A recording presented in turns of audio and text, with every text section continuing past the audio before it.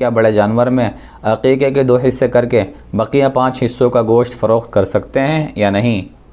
جی ہاں، اگر کوئی آدمی بقرعید کے دنوں کے علاوہ سال کے دوسرے دنوں میں بڑے جانور میں عقیقہ کرنا چاہتا ہے تو اس کے لیے ضروری ہے کہ وہ پورا جانور عقیقے کے لیے ہو، چاہے اس میں ایک بچے کا عقیقہ ہو، 2 کا ہو، 3 کا ہو، کئی بچوں کا عقیقہ ایک جانور میں ہو سکتا ہے۔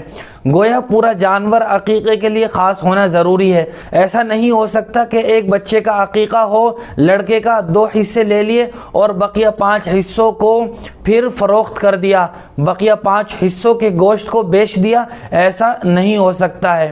چونکہ عقیقہ ایک عبادت ہے، لہٰذا پورے جانور کا اسی عبادت کے لیے ہونا ضروری ہے۔